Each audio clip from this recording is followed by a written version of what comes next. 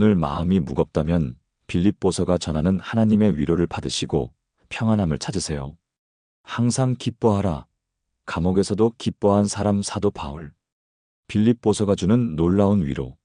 지금 시작합니다. 2022년 12월 한 할머니가 저를 찾아오셨습니다.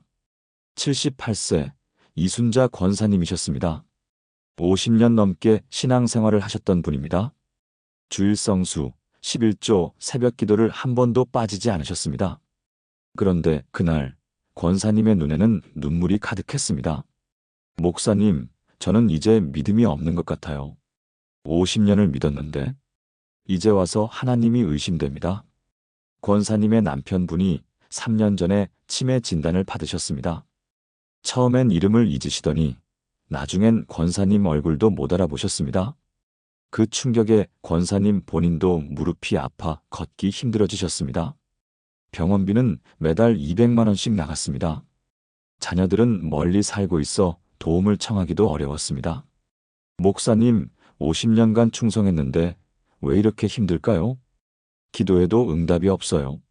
하나님이 저를 버리신 것 같아요. 이제 더 이상 못 가겠어요. 포기하고 싶어요.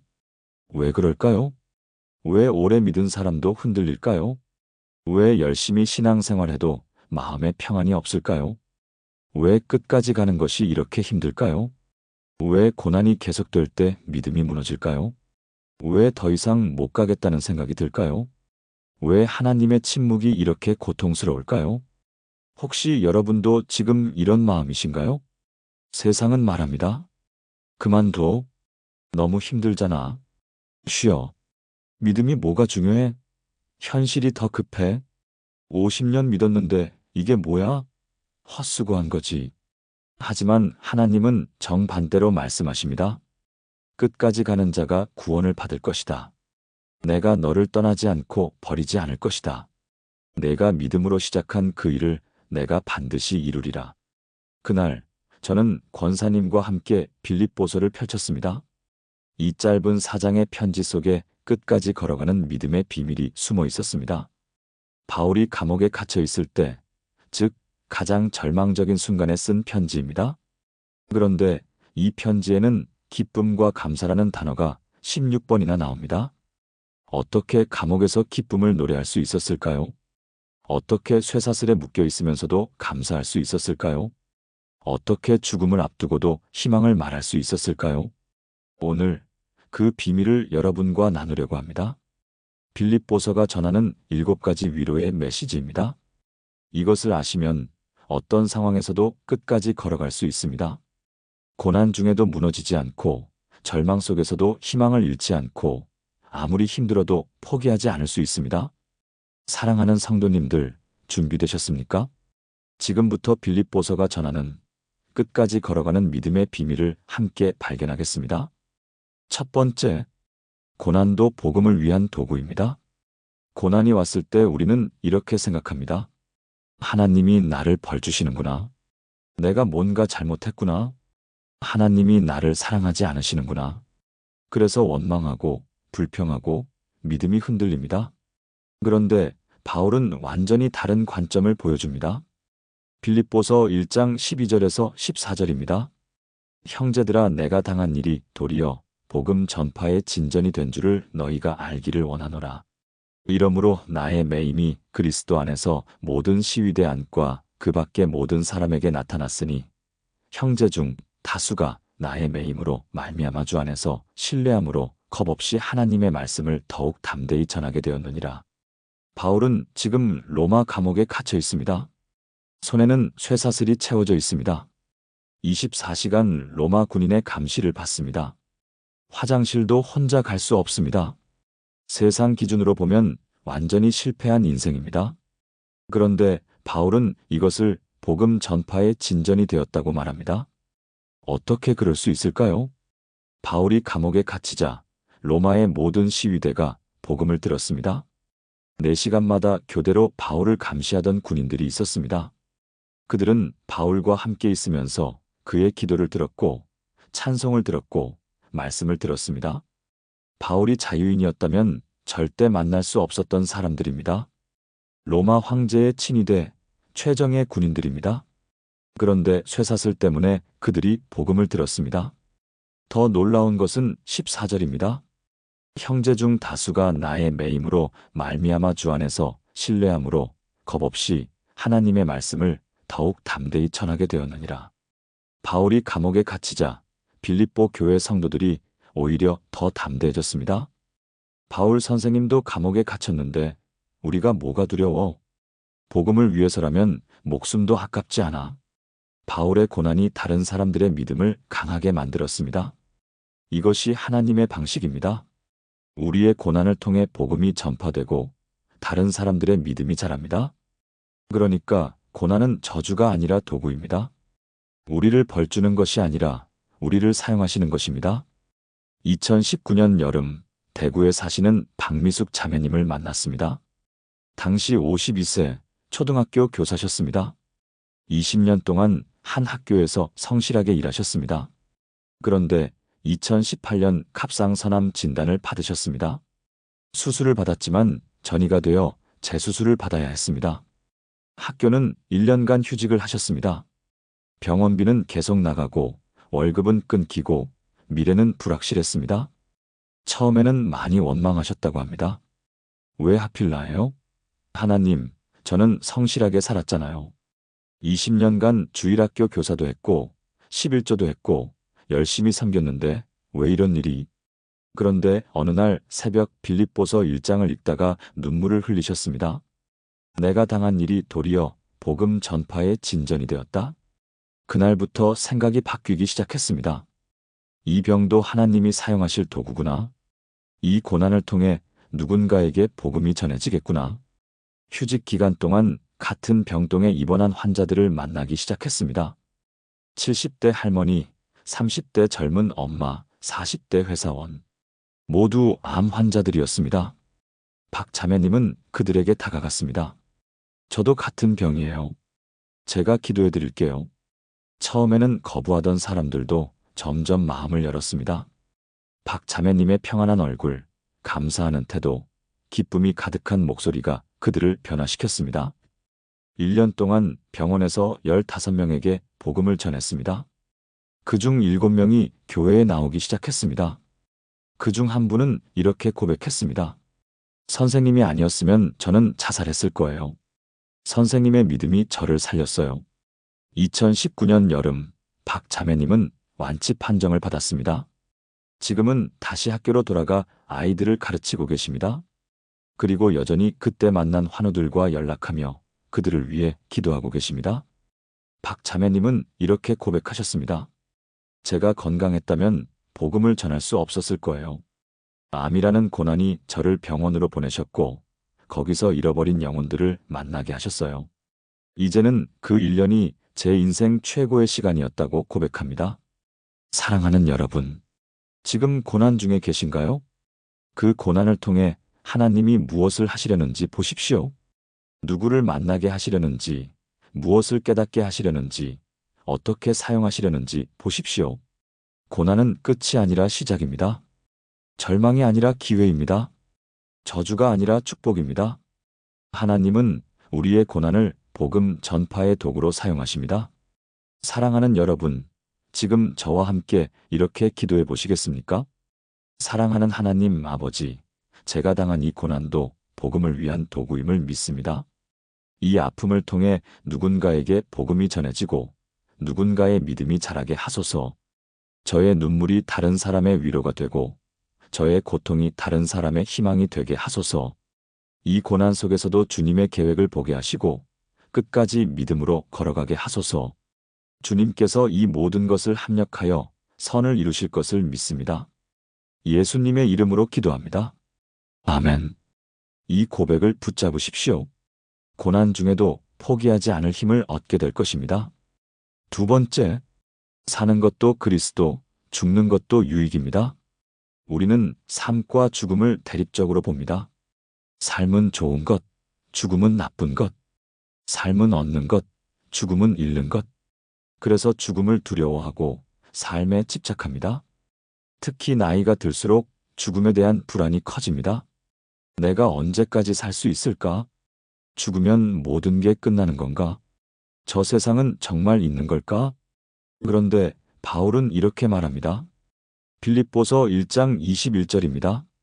이는 내게 사는 것이 그리스도니 죽는 것도 유익함이라. 이 짧은 한 문장이 모든 것을 바꿉니다. 바울에게 사는 목적은 그리스도입니다. 그리스도를 알고 그리스도를 닮고 그리스도를 전하는 것입니다. 그러니 살아있는 동안은 계속 그 일을 합니다. 그런데 죽음도 유익하다고 말합니다. 왜일까요? 23절을 보면 답이 나옵니다. 내가 그 두 사이에 끼었으니 차라리 세상을 떠나서 그리스도와 함께 있을 것이 훨씬 더 좋으나 죽으면 그리스도와 함께 있게 됩니다. 더 이상 고난도 없고 눈물도 없고 아픔도 없습니다. 완전한 기쁨과 평안이 있습니다. 그러니 죽음도 유익입니다. 이것이 믿음입니다. 살아도 좋고 죽어도 좋다는 확신입니다. 이 확신이 있을 때 우리는 두려움 없이 살 수 있습니다. 죽음을 두려워하지 않으니 삶의 어떤 상황도 두렵지 않습니다. 2020년 코로나 팬데믹 때였습니다. 전주에 사시는 이정혜 권사님, 67세였습니다. 권사님의 남편분이 코로나에 감염되어 중환자실에 입원하셨습니다. 인공호흡기를 달고 3주간 생사를 오갔습니다. 면회도 할 수 없었습니다. 매일 병원에서 전화가 왔습니다. 상태가 악화되었습니다. 마음의 준비를 하세요. 권사님은 매일 울었습니다.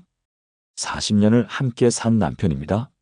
세 자녀를 함께 키웠고 가난도 함께 이겨냈고 교회도 함께 섬겼습니다.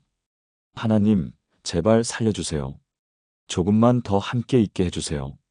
그런데 어느 날 새벽 빌립보서 1장 21절을 읽었습니다. 사는 것이 그리스도니 죽는 것도 유익함이라. 그 순간 깨달았습니다. 남편이 살아도 하나님의 뜻이고 죽어도 하나님의 뜻이라는 것을, 살면 이 땅에서 하나님을 섬기는 것이고 죽으면 천국에서 주님과 함께 있는 것이라는 것을, 어느 쪽이든 유익하다는 것을. 그날부터 기도가 바뀌었습니다. 하나님, 남편을 살려달라고 졸랐는데 이제는 주님의 뜻대로 하소서. 살려주셔도 감사하고 데려가셔도 감사합니다. 다만 남편이 평안하게 하소서. 그렇게 기도하니 마음에 평안이 왔습니다. 불안과 두려움이 사라졌습니다. 결과에 대한 집착이 없어지니 오히려 담대해졌습니다. 그리고 놀라운 일이 일어났습니다. 3주 만에 남편분이 의식을 되찾으셨습니다. 인공호흡기를 떼고 스스로 숨을 쉬기 시작했습니다. 담당 의사가 말했습니다. 기적입니다. 80% 사망률인데 살아나셨어요. 2주 후 퇴원하셨습니다. 지금도 부부가 함께 건강하게 교회를 섬기고 계십니다. 그런데 권사님은 이렇게 고백하셨습니다. 목사님, 남편이 살아나서 물론 기쁩니다. 하지만 제가 얻은 가장 큰 선물은 그게 아니에요. 죽음이 더 이상 두렵지 않다는 거예요. 살아도 주님과 함께, 죽어도 주님과 함께라는 확신을 얻었어요. 이게 진짜 평안이더라고요. 사랑하는 여러분, 죽음이 두렵습니까? 그 두려움이 여러분의 삶을 지배하고 있습니까? 오늘 이 말씀을 붙잡으십시오. 사는 것이 그리스도니 죽는 것도 유익함이라. 이 확신이 있을 때 우리는 어떤 상황에서도 흔들리지 않습니다.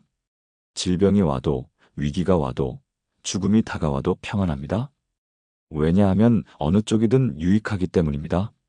살면 이 땅에서 주님을 섬기는 기쁨이 있고, 죽으면 천국에서 주님과 함께 있는 영광이 있습니다. 이것이 끝까지 걸어가는 믿음의 비밀입니다. 지금 저와 함께 이렇게 기도해 보시겠습니까? 전능하신 하나님 아버지, 제게 사는 것은 그리스도이고 죽는 것도 유익함을 고백합니다. 죽음에 대한 두려움을 거두어 주시고 영원한 생명의 확신을 주소서. 살아있는 동안은 주님을 기쁘시게 하고 죽을 때는 주님의 품에 안기게 하소서. 삶과 죽음이 모두 주님의 손에 있음을 믿고 오늘 하루도 담대히 살게 하소서. 주님과 함께하는 삶, 주님과 함께하는 죽음이 모두 복됨을 고백합니다. 예수님의 이름으로 기도합니다. 아멘. 이 확신을 붙잡으십시오. 두려움 없이 끝까지 걸어갈 힘을 얻게 될 것입니다. 세 번째, 그리스도의 마음을 품으시는 겁니다. 우리가 끝까지 못 가는 이유 중 하나는 교만 때문입니다. 내가 이만큼 했는데, 내가 이렇게 헌신했는데, 내가 이렇게 충성했는데 왜 이런 일이? 자기 의가 생기면 하나님께 불평하게 됩니다. 그리고 불평하면 믿음이 무너집니다. 그런데 바울은 다른 길을 보여줍니다. 빌립보서 2장 5절부터 8절입니다. 너희 안에 이 마음을 품으라. 곧 그리스도 예수의 마음이니 그는 근본 하나님의 본체시나 하나님과 동등됨을 취할 것으로 여기지 아니하시고 오히려 자기를 비워 종의 형체를 가지사 사람들과 같이 되셨고 사람의 모양으로 나타나사 자기를 낮추시고 죽기까지 복종하셨으니 곧 십자가에 죽으심이라. 예수님은 하나님이십니다. 하늘의 영광을 버리고 이 땅에 오셨습니다. 왕의 자리를 버리고 종이 되셨습니다. 높아지실 수 있었는데 낮아지셨습니다. 섬김을 받으실 수 있었는데 섬기셨습니다. 그리고 십자가에서 죽으셨습니다. 이것이 그리스도의 마음입니다. 자기를 비우고 자기를 낮추고 자기를 희생하는 마음입니다. 이 마음을 품을 때 우리는 끝까지 갈 수 있습니다. 교만이 사라지고 겸손이 오기 때문입니다.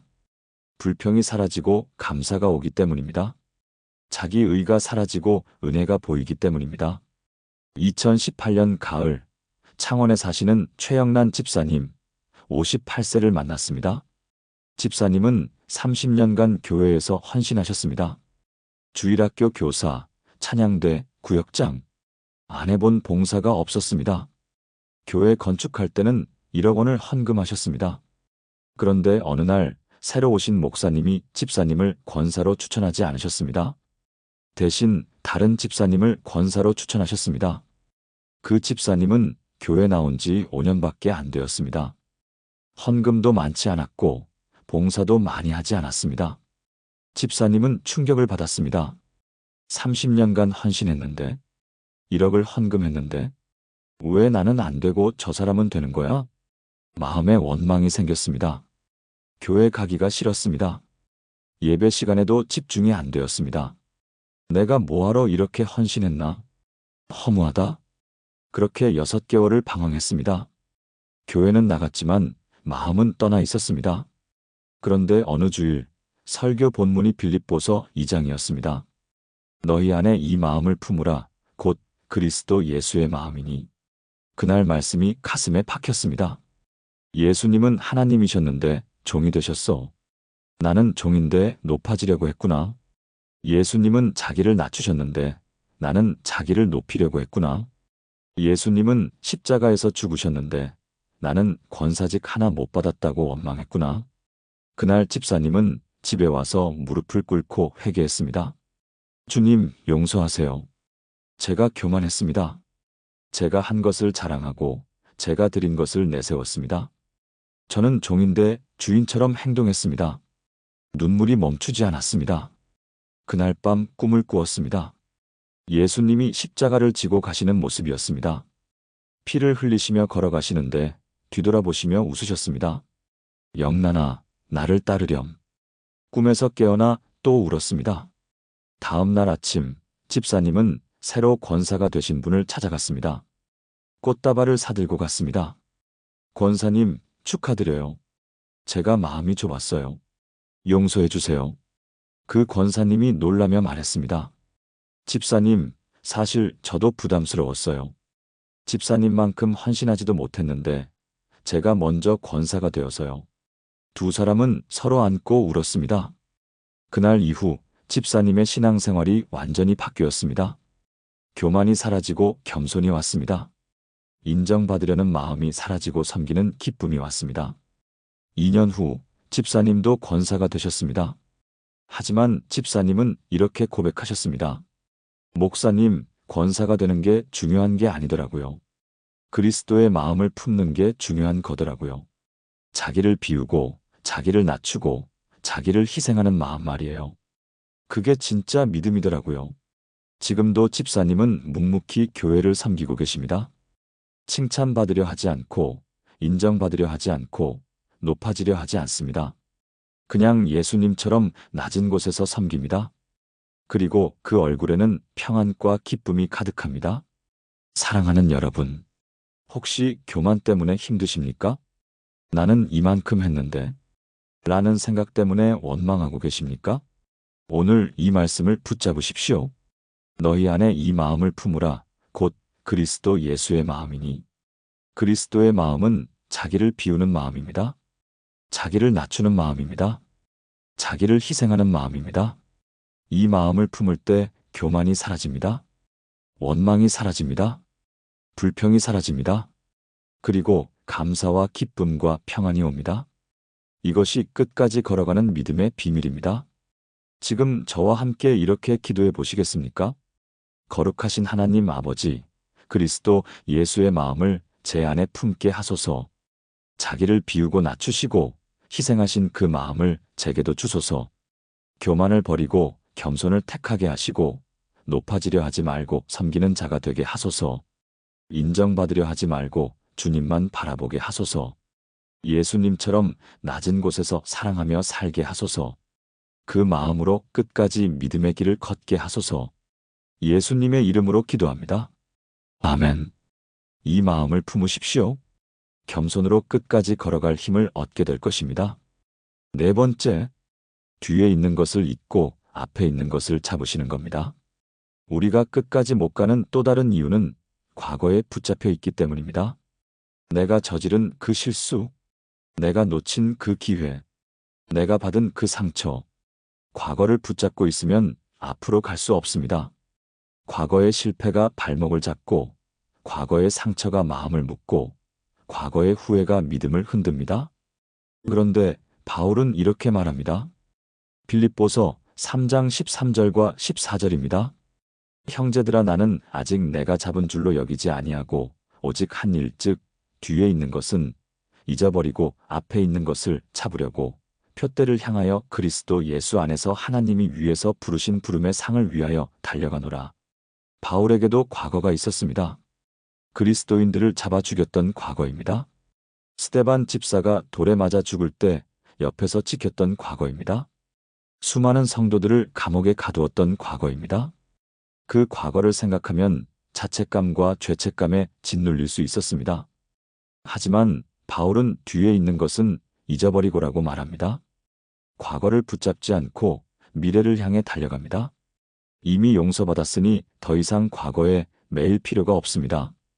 앞에 있는 것을 잡으려고라고 말합니다. 하나님이 예비하신 미래를 향해 달려갑니다. 표대를 향하여라고 말합니다. 목표가 분명합니다. 그리스도를 닮아가는 것, 그리스도의 상을 받는 것입니다. 이것이 끝까지 걸어가는 비결입니다. 과거를 놓아버리고 미래를 붙잡는 것입니다. 2021년 봄, 부산 해운대구에 사시는 김현숙 권사님, 64세를 만났습니다. 권사님은 40년 전 큰 실수를 하셨습니다. 젊은 시절 남편 몰래 친구의 보증을 섰다가 3억 원의 빚을 지게 되었습니다. 남편과 크게 싸웠고 결국 이혼까지 생각했습니다. 다행히 이혼은 하지 않았지만 그 빚을 갚느라 10년이 걸렸습니다. 집도 팔고 전세금도 다 쓰고 온 가족이 허리띠를 졸라매며 살았습니다. 세 자녀는 대학도 제대로 못 갔습니다. 엄마 때문에 우리 인생이 망가졌어. 아들이 그렇게 말했을 때 권사님은 죽고 싶었습니다. 40년이 지났지만 그 상처는 여전했습니다. 자녀들이 잘 될 때마다 죄책감이 밀려왔습니다. 내가 그때 그러지 않았다면, 내가 좀 더 신중했다면, 밤마다 그 생각에 잠을 이루지 못했습니다. 기도할 때도 과거가 떠올랐습니다. 하나님, 저는 너무 큰 죄를 지었어요. 용서받을 자격이 없어요. 그렇게 40년을 자책하며 살았습니다. 그런데 2021년 어느 주일 빌립보서 3장 13절 말씀이 설교 본문이었습니다. 뒤에 있는 것은 잊어버리고 앞에 있는 것을 잡으려고. 그날 목사님이 이렇게 말씀하셨습니다. 과거를 붙잡고 사는 것은 하나님의 용서를 부정하는 것입니다. 하나님이 이미 용서하셨는데 우리가 계속 자책하는 것은 교만입니다. 내 죄가 예수님의 보혈보다 크다고 믿는 것이니까요. 그 말씀이 권사님의 가슴을 찔렀습니다. 그래, 하나님이 용서하셨는데 내가 왜 계속 붙잡고 있지? 예수님의 보혈이 내 죄보다 크신데 왜 나는 계속 자책하고 있지? 그날 권사님은 40년 만에 과거를 놓아버렸습니다. 집에 와서 무릎을 꿇고 기도했습니다. 하나님, 용서하소서. 제가 하나님의 용서를 의심했습니다. 오늘 저는 과거를 놓아버립니다. 뒤에 있는 것은 잊어버리고 앞에 있는 것을 찾겠습니다. 눈물이 비처럼 쏟아졌습니다. 그런데 이상했습니다. 40년간 짓눌렀던 무게가 사라졌습니다. 가슴이 뻥 뚫리는 느낌이었습니다. 마음의 평안이 왔습니다. 다음 날 아침, 세 자녀를 불러 모았습니다. 얘들아, 엄마가 40년 동안 미안하다는 말만 했지? 이제 그만할게. 엄마의 과거 실수는 하나님이 용서하셨어. 엄마도 용서받았어. 이제 앞을 보고 살 거야. 너희도 엄마를 용서해 줄 수 있니? 큰아들이 울면서 말했습니다. 엄마, 저희는 진작에 용서했어요. 엄마만 계속 자책하고 계셨어요. 이제 그만 과거에서 벗어나세요. 그날 온 가족이 안고 울었습니다. 40년 만에 진짜 화해였습니다. 그 이후 권사님의 삶이 완전히 바뀌었습니다. 과거를 생각하지 않으니 미래가 보였습니다. 자책하지 않으니 감사가 넘쳤습니다. 후회하지 않으니 기쁨이 왔습니다. 지금은 교회에서 상담 사역을 하고 계십니다. 과거 때문에 고통받는 사람들을 만나 위로하고 격려합니다. 권사님은 이렇게 고백하셨습니다. 목사님, 40년을 과거에 묶여 살았어요. 그런데 과거를 놓아버리니 미래가 보이더라고요. 하나님이 예비하신 계획이 보이더라고요. 저의 실수조차 하나님이 사용하시더라고요. 이제는 제 과거가 누군가의 위로가 되고 있어요. 사랑하는 여러분, 혹시 과거에 붙잡혀 계십니까? 과거의 실수, 과거의 상처, 과거의 후회가 여러분을 묶고 있습니까? 오늘 이 말씀을 붙잡으십시오. 뒤에 있는 것은 잊어버리고 앞에 있는 것을 잡으려고. 하나님이 이미 용서하셨습니다. 예수님의 보혈이 우리의 모든 죄를 덮으셨습니다. 더 이상 과거에 매일 필요가 없습니다. 이제 놓아버리고 앞을 향해 달려가십시오. 하나님이 예비하신 미래를 향해, 표대를 향해 달려가십시오.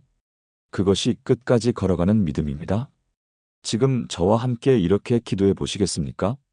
사랑하는 하나님 아버지, 뒤에 있는 것을 잊어버리고 앞에 있는 것을 찾게 하소서.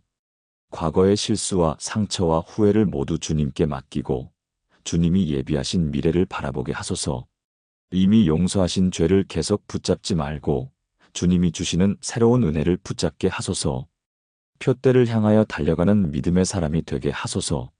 과거가 아닌 미래를, 후회가 아닌 희망을 붙잡고 살게 하소서. 예수님의 이름으로 기도합니다. 아멘. 이 말씀을 붙잡으십시오. 과거를 놓고 미래를 향해 달려갈 힘을 얻게 될 것입니다. 5번째, 모든 것을 해로 여기고 그리스도를 아는 것을 가장 귀하게 여기십시오. 우리가 끝까지 못 가는 이유는 세상 것에 마음을 빼앗기기 때문입니다. 돈, 명예, 권력, 성공, 인정, 이런 것들을 추구하다 보면 믿음이 뒷전이 됩니다. 처음에는 하나님이 첫째였는데 어느새 세상이 첫째가 됩니다. 그러다 믿음이 흔들립니다. 그런데 바울은 이렇게 고백합니다. 빌립보서 3장 7절과 8절입니다.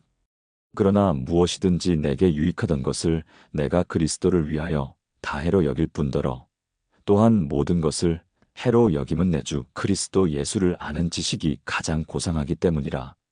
내가 그를 위하여 모든 것을 잃어버리고 배설물로 여김은 그리스도를 얻고. 바울에게도 자랑할 것이 많았습니다.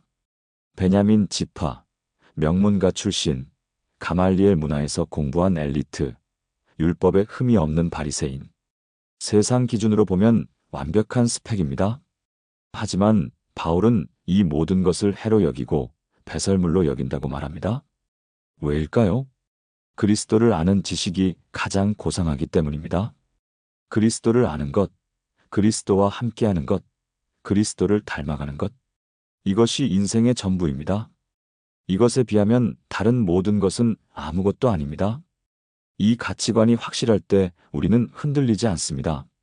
세상이 무엇을 주든 무엇을 빼앗든 흔들리지 않습니다. 왜냐하면 가장 소중한 것을 가지고 있기 때문입니다. 2017년 겨울 서울 강남에 사시는 박준호 장로님 61세를 만났습니다. 장로님은 건설회사 대표이셨습니다. 직원 300명, 연 매출 500억 원의 회사였습니다. 30년간 사업을 키워오셨습니다. 강남의 50평대 아파트, 고급 외제차, 골프 회원권. 세상이 말하는 성공을 다 이루셨습니다. 교회도 열심히 나가셨습니다. 11조도 하고 건축 헌금도 하고 장로직도 맡으셨습니다. 그런데 마음 한편이 항상 공허했다고 합니다. 뭔가 채워지지 않아. 더 벌어야 하나? 더 커야 하나? 사업은 커졌지만 마음은 점점 메말랐습니다. 가족과의 시간은 줄어들고 기도 시간도 줄어들고 말씀 읽는 시간도 줄어들었습니다. 주일에도 골프 약속을 잡기 시작했습니다. 한 번쯤은 괜찮겠지. 그렇게 6개월이 지났습니다. 그런데 2017년 11월 회사가 부도 위기에 처했습니다. 큰 프로젝트에서 사기를 당했습니다. 50억 원의 손실이었습니다. 은행에서는 대출을 회수하겠다고 통보했습니다. 하루아침에 모든 것이 무너졌습니다. 그날 밤 장로님은 한강을 바라보며 서 있었습니다. 이제 끝이구나. 30년이 한순간에. 그때 전화가 왔습니다. 아내였습니다. 여보, 어디에요? 빨리 집에 와요. 함께 기도해요. 집에 돌아갔습니다. 아내와 두 아들이 무릎을 꿇고 있었습니다. 아빠, 우리 함께 기도해요. 네 식구가 손을 잡고 기도했습니다. 아내가 먼저 기도했습니다. 하나님, 감사합니다. 회사가 망해도 우리에게는 주님이 계십니다. 돈을 잃어도 주님을 잃지 않았습니다. 명예를 잃어도 주님의 사랑을 잃지 않았습니다. 그 기도를 들으며 장로님은 울었습니다. 내가 무엇을 위해 살았나? 돈인가? 사업인가? 명예인가? 아니야. 그리스도야. 그리스도를 위해 살아야 했어. 그날 밤 장로님은 빌립보서 3장을 읽었습니다. 모든 것을 해로 여김은 내 주 그리스도 예수를 아는 지식이 가장 고상하기 때문이라. 그 순간 깨달았습니다. 내가 잃은 건 돈이고 명예고 사업이야. 그런데 내게 남은 건 그리스도야. 가장 소중한 것은 여전히 내게 있어. 신기하게도 마음에 평안이 왔습니다. 다음 날 아침 직원들을 모았습니다. 여러분, 죄송합니다. 회사가 어렵습니다. 하지만 포기하지 않겠습니다. 하나님이 함께 하시니까요. 그날부터 장로님은 달라지셨습니다. 새벽마다 무릎을 꿇고 기도했습니다. 매일 말씀을 읽었습니다. 사업보다 하나님을 먼저 구했습니다. 그리고 놀라운 일이 일어났습니다. 3개월 후 한 대기업에서 연락이 왔습니다. 장로님 회사와 협력하고 싶습니다. 그 프로젝트로 100억 원의 매출이 생겼습니다. 6개월 만에 위기를 벗어났습니다. 지금은 회사가 더 성장했습니다. 하지만 장로님은 이렇게 고백하셨습니다. 목사님, 회사가 살아난 것도 감사하지만 제가 얻은 가장 큰 선물은 그게 아니에요. 그리스도를 아는 지식이 가장 고상하다는 걸 깨달은 거예요. 이제는 사업이 잘 되든 안 되든 흔들리지 않아요. 왜냐하면 제게는 그리스도가 계시니까요. 지금도 장로님은 매주 새벽 기도에 나오십니다. 골프는 끊으셨습니다. 주일은 절대 지킵니다.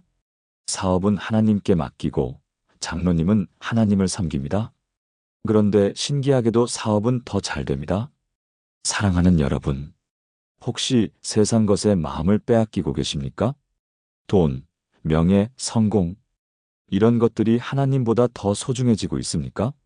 오늘 이 말씀을 붙잡으십시오. 그리스도를 아는 지식이 가장 고상하다. 그리스도를 아는 것, 그리스도와 함께하는 것, 그리스도를 닮아가는 것. 이것이 인생의 전부입니다.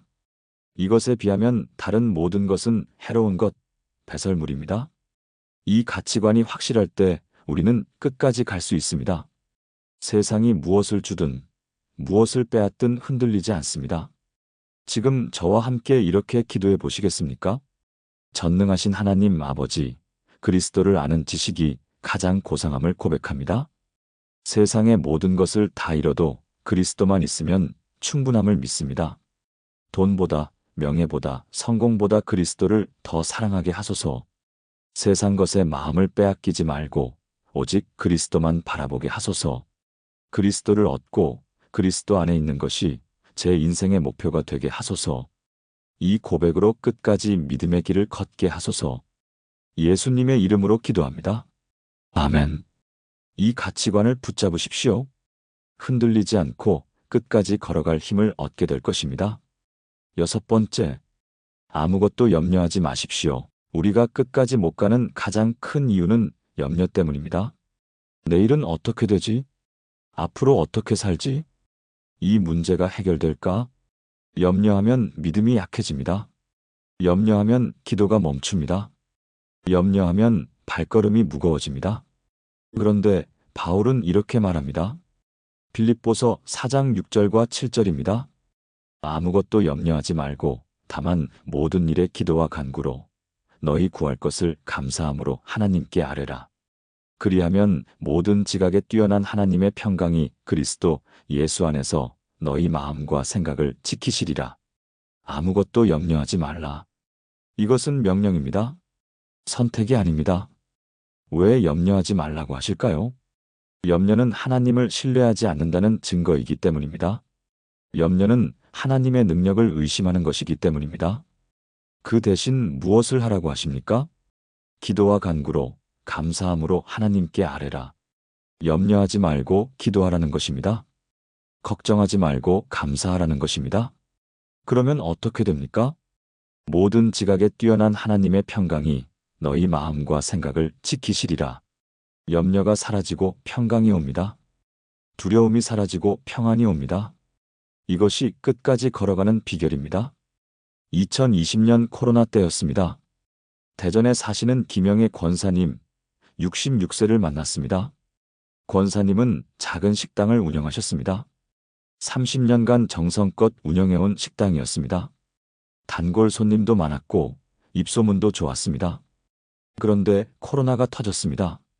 사회적 거리두기로 손님이 끊겼습니다. 하루 매출이 10만 원도 안 되었습니다. 월세는 매달 300만 원씩 나갔습니다. 직원 월급도 줘야 했습니다. 3개월 후 빚이 5천만 원이 되었습니다. 밤마다 잠을 이룰 수 없었습니다. 이제 어떻게 하지? 식당을 닫아야 하나? 빚은 어떻게 갚지? 염려와 걱정으로 건강도 나빠졌습니다. 혈압이 올라가고 불면증에 시달렸습니다. 기도도 잘 안 되었습니다. 하나님, 왜 이렇게 힘든가요? 30년간 정직하게 살았는데. 그런데 어느 주일 빌립보서 4장 6절 말씀이 설교 본문이었습니다. 아무것도 염려하지 말고 다만 모든 일에 기도와 간구로 감사함으로 하나님께 아뢰라. 그날 목사님이 이렇게 말씀하셨습니다. 염려는 하나님을 신뢰하지 않는다는 증거입니다. 염려 대신 기도하십시오. 걱정 대신 감사하십시오. 그 말씀이 권사님의 가슴을 찔렀습니다. 그래, 나는 하나님을 신뢰하지 않고 있었구나. 염려만 하고 기도는 안 하고 있었구나. 그날부터 권사님은 달라지셨습니다. 매일 새벽 5시에 일어나 기도했습니다. 하나님, 이 식당을 주님께 맡깁니다. 잘 되게 해달라고 하지 않겠습니다. 주님 뜻대로 하소서. 문을 닫으라면 닫겠습니다. 계속하라면 계속하겠습니다. 염려하지 않고 주님만 바라보겠습니다. 그렇게 기도하니 신기하게 마음에 평안이 왔습니다. 여전히 상황은 어려웠지만 마음은 평안했습니다. 그리고 감사 노트를 쓰기 시작했습니다. 매일 밤 그날 감사한 일 3가지를 적었습니다. 오늘 손님이 한 분 오셨다. 감사합니다. 오늘 건강하게 일할 수 있었다. 감사합니다. 오늘도 하나님이 함께 하셨다. 감사합니다. 처음에는 억지로 쓰는 것 같았습니다. 하지만 한 달이 지나자 진짜 감사가 나왔습니다. 2개월이 지나자 표정이 밝아졌습니다. 3개월이 지나자 손님들이 다시 오기 시작했습니다. 권사님, 오랜만이에요. 권사님, 얼굴이 너무 밝아서 왔어요. 권사님, 이 힘든 시기에도 웃고 계시네요. 대단하세요. 입소문이 났습니다. 저기 권사님 식당 가면 마음이 편해져요. 권사님이 기도해 주시면 힘이 나요. 6개월 후 매출이 코로나 이전으로 돌아왔습니다. 1년 후 빚을 다 갚았습니다. 지금은 더 많은 손님이 옵니다. 단순히 밥을 먹으러 오는 게 아니라 위로를 받으러 옵니다. 권사님의 밝은 얼굴과 감사하는 마음이 사람들을 치유합니다. 권사님은 이렇게 고백하셨습니다. 목사님, 염려를 내려놓으니 평안이 왔어요. 기도하고 감사하니 하나님이 일하시더라고요. 이제는 아무것도 염려하지 않아요. 다 하나님께 맡겨요. 그러니 마음이 이렇게 편할 수가 없어요. 사랑하는 여러분, 지금 염려 때문에 힘드십니까? 내일이 걱정되고 미래가 불안하십니까? 오늘 이 말씀을 붙잡으십시오. 아무것도 염려하지 말고 다만 모든 일에 기도와 간구로 감사함으로 하나님께 아뢰라. 염려하지 말고 기도하십시오. 걱정하지 말고 감사하십시오. 하나님을 신뢰하십시오. 그러면 모든 지각에 뛰어난 하나님의 평강이 여러분의 마음과 생각을 지키실 것입니다. 이것이 끝까지 걸어가는 믿음입니다. 지금 저와 함께 이렇게 기도해 보시겠습니까? 사랑하는 하나님 아버지, 아무것도 염려하지 않고 주님께 맡기겠습니다. 모든 일에 기도와 간구로 감사함으로 주님께 아뢰겠습니다. 내일 일을 염려하지 말고 오늘 하루 주님과 동행하겠습니다. 미래를 걱정하지 말고 지금 이 순간 주님을 신뢰하겠습니다. 모든 지각에 뛰어난 주님의 평강이 제 마음과 생각을 지켜주실 것을 믿습니다. 염려 대신 기도로, 걱정 대신 감사로 오늘을 살게 하소서. 예수님의 이름으로 기도합니다. 아멘. 이 말씀을 붙잡으십시오. 염려 없이 평안으로 끝까지 걸어갈 힘을 얻게 될 것입니다. 7번째, 내게 능력 주시는 자 안에서 모든 것을 할 수 있습니다. 마지막입니다. 우리가 끝까지 못 가는 이유는 나는 할 수 없어라는 생각 때문입니다. 나는 믿음이 약해. 나는 의지가 부족해. 나는 능력이 없어. 자신을 바라보면 할 수 없습니다. 내 힘을 바라보면 무너집니다. 하지만 바울은 다른 비밀을 알려줍니다. 빌립보서 4장 11절부터 13절입니다. 내가 궁핍함으로 말하는 것이 아니니라. 어떠한 형편에든지 나는 자족하기를 배웠노니 나는 비천에 처할 줄도 알고 풍부에 처할 줄도 알아. 모든 일 곧 배부름과 배고픔과 풍부와 궁핍에도 처할 줄 아는 일체의 비결을 배웠노라. 내게 능력 주시는 자 안에서 내가 모든 것을 할 수 있느니라. 바울은 어떤 형편에든지 자족할 수 있다고 말합니다. 배부를 때도 배고플 때도 풍부할 때도 궁핍할 때도. 어떻게 그럴 수 있을까요? 13절이 답입니다. 내게 능력 주시는 자 안에서 내가 모든 것을 할 수 있느니라. 비결은 내게 능력 주시는 자, 곧 그리스도입니다. 내 능력이 아니라 그리스도의 능력입니다. 내 의지가 아니라 그리스도의 은혜입니다. 내 힘이 아니라 그리스도의 힘입니다. 그리스도 안에서 우리는 모든 것을 할 수 있습니다. 끝까지 걸어갈 수 있습니다. 어떤 어려움도 이겨낼 수 있습니다. 이것이 끝까지 걸어가는 믿음의 최종 비밀입니다. 2019년 가을, 광주에 사시는 최명숙 집사님, 59세를 만났습니다. 집사님은 10년 전 남편을 잃으셨습니다. 암으로 1년간 투병하다가 세상을 떠나셨습니다. 그때 집사님의 나이 49세, 세 자녀는 중학생과 고등학생이었습니다. 남편이 떠나고 세상이 무너졌습니다. 이제 혼자서 어떻게 아이들을 키우지? 남편의 빚도 있었습니다. 3천만 원의 병원비, 2천만 원의 대출금, 총 5천만 원의 빚을 집사님이 떠안았습니다. 직장도 없었습니다. 20년간 전업주부로 살았기 때문입니다. 할 수 있는 일은 식당 주방 보조였습니다. 아침 6시부터 밤 10시까지 일했습니다. 월급은 150만 원, 월세 50만 원, 생활비 80만 원, 남는 돈은 거의 없었습니다. 빚은 그대로였습니다. 2년이 지나도 3년이 지나도 빚은 줄지 않았습니다. 몸은 피곤하고 마음은 지치고 미래는 절망적이었습니다. 나는 못해. 이제 포기하고 싶어. 그렇게 5년을 버텼습니다. 그런데 어느 주일 빌립보서 4장 13절 말씀이 설교 본문이었습니다. 내게 능력 주시는 자 안에서 내가 모든 것을 할 수 있느니라. 그날 목사님이 이렇게 말씀하셨습니다. 여러분, 이 말씀의 핵심은 나가 아닙니다. 내게 능력 주시는 자입니다. 내 능력으로는 할 수 없습니다. 하지만 그리스도의 능력으로는 모든 것을 할 수 있습니다. 그 말씀이 집사님의 가슴에 박혔습니다. 그래, 내 능력으로는 안 돼. 하지만 주님의 능력으로는 할 수 있어. 그날부터 집사님은 달라지셨습니다.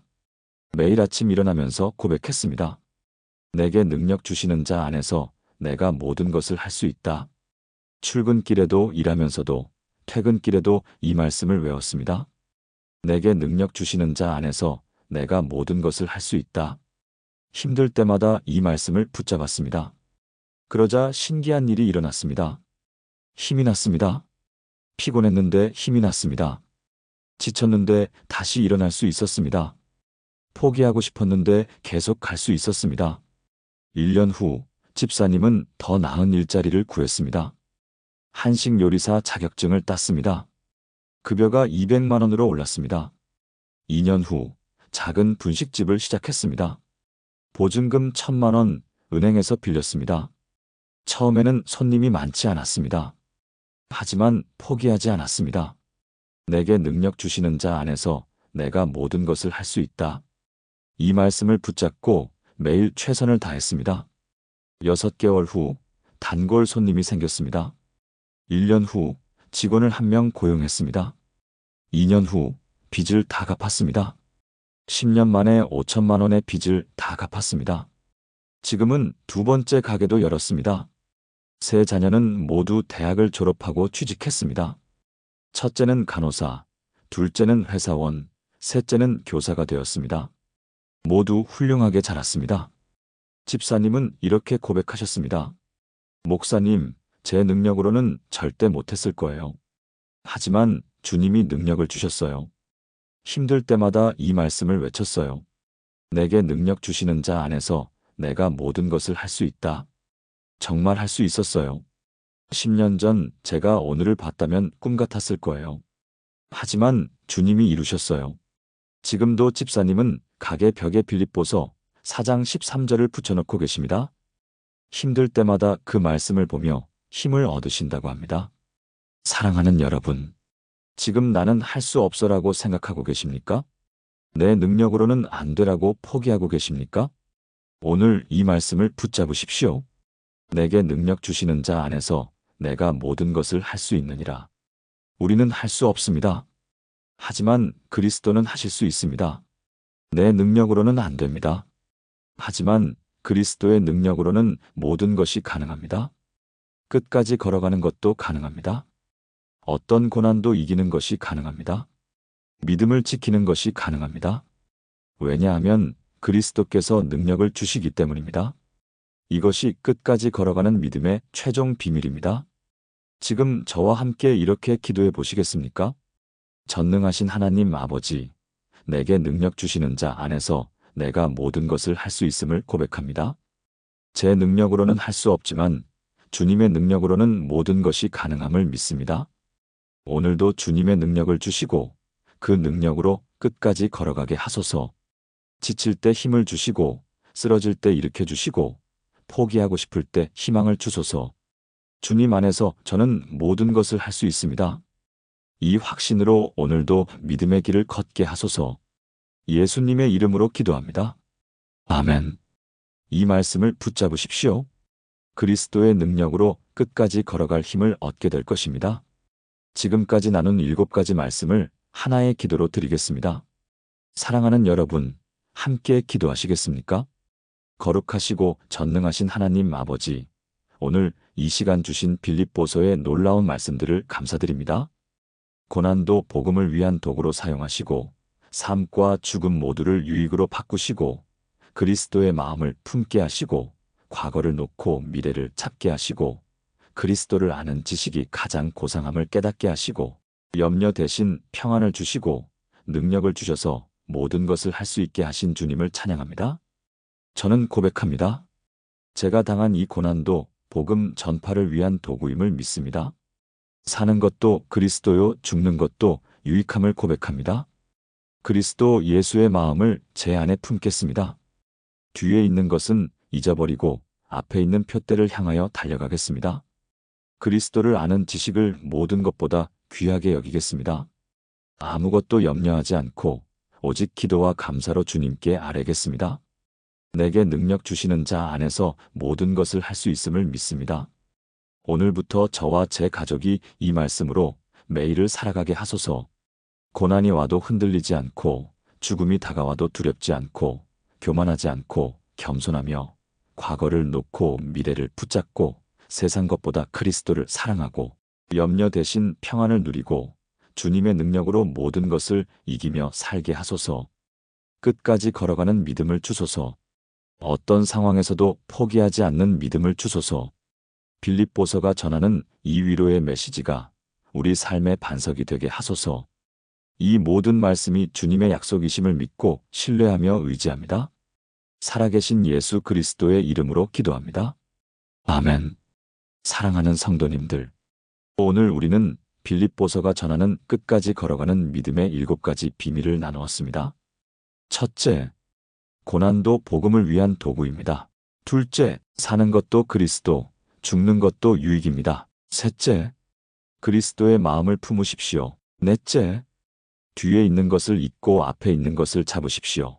다섯째, 모든 것을 해로 여기고 그리스도를 아는 것을 가장 귀하게 여기십시오. 여섯째, 아무것도 염려하지 마십시오. 일곱째, 내게 능력 주시는 자 안에서 모든 것을 할 수 있습니다. 이 7가지를 기억하십시오. 이것이 끝까지 걸어가는 믿음의 비밀입니다. 바울은 감옥에 갇혀서도 기뻐했습니다. 죽음을 앞두고도 감사했습니다. 왜일까요? 이 7가지 비밀을 알았기 때문입니다. 고난이 도구인 줄 알았고, 죽음도 유익인 줄 알았고, 겸손의 능력을 알았고, 미래를 향해 달렸고, 그리스도만 사랑했고, 염려하지 않았고, 그리스도의 능력을 위지했기 때문입니다. 여러분도 이 비밀을 아셨습니다. 이제 이것을 붙잡고 걸어가십시오. 끝까지 걸어가십시오. 포기하지 마십시오. 중간에 멈추지 마십시오. 고난이 와도, 죽음이 다가와도, 교만이 올라와도, 과거가 괴롭혀도, 세상이 유혹해도, 염려가 밀려와도, 능력이 부족해도 이 7가지를 기억하고 끝까지 걸어가십시오. 하나님은 끝까지 가는 자를 기다리십니다. 끝까지 가는 자에게 면류관을 예비하셨습니다. 끝까지 가는 자에게 잘하였도다 착하고 충성된 종아라고 말씀하실 것입니다. 기억하십시오. 78세 이순자 권사님도 끝까지 걸어갔습니다. 52세 박미숙 자매님도 끝까지 걸어갔습니다. 67세 이정혜 권사님도 끝까지 걸어갔습니다. 58세 최영란 집사님도 끝까지 걸어갔습니다. 64세 김현숙 권사님도 끝까지 걸어갔습니다. 61세 박준호 장로님도 끝까지 걸어갔습니다. 66세 김영애 권사님도 끝까지 걸어갔습니다. 59세 최명숙 집사님도 끝까지 걸어갔습니다. 그들이 특별해서가 아닙니다. 이 7가지 비밀을 붙잡았기 때문입니다. 여러분도 할 수 있습니다. 오늘부터 이 말씀을 붙잡고 걸어가십시오. 아침에 일어나면 이렇게 고백하십시오. 내게 능력 주시는 자 안에서 내가 모든 것을 할 수 있다. 고난이 오면 이렇게 고백하십시오. 이 고난도 복음 전파의 도구다. 죽음이 두려울 때 이렇게 고백하십시오. 사는 것도 그리스도요, 죽는 것도 유익이다. 교만이 올라올 때 이렇게 고백하십시오. 그리스도의 마음을 품겠습니다. 과거가 괴로울 때 이렇게 고백하십시오. 뒤에 있는 것은 잊고 앞에 있는 것을 찾겠습니다. 세상이 유혹할 때 이렇게 고백하십시오. 그리스도를 아는 지식이 가장 고상합니다. 염려가 밀려올 때 이렇게 고백하십시오. 아무것도 염려하지 않고 기도로 아뢰겠습니다. 이 말씀들이 여러분의 무기입니다. 이 말씀들이 여러분의 방패입니다. 이 말씀들이 여러분을 끝까지 지켜줄 것입니다. 사랑하는 성도님들, 오늘 이 시간이 여러분의 인생의 전환점이 되기를 바랍니다. 오늘부터 끝까지 걸어가는 믿음의 사람이 되기를 바랍니다. 하나님은 여러분과 함께 하십니다. 하나님은 여러분을 떠나지 않으십니다. 하나님은 여러분을 끝까지 인도하실 것입니다. 그러니 두려워하지 마십시오. 담대히 걸어가십시오. 끝까지 걸어가십시오. 만약 오늘 말씀이 은혜가 되셨다면 좋아요 버튼을 눌러주세요. 그리고 댓글로 여러분의 고백을 나눠주세요. 저도 끝까지 걸어가겠습니다라고 고백해주세요. 구독 버튼을 누르시면 매주 새로운 말씀으로 찾아뵙겠습니다. 여러분의 믿음의 여정을 응원합니다. 여러분 모두에게 하나님의 은혜와 평강이 충만하기를 기도합니다. 끝까지 걸어가는 믿음의 사람이 되시기를 축복합니다. 주님의 이름으로 축복합니다. 감사합니다.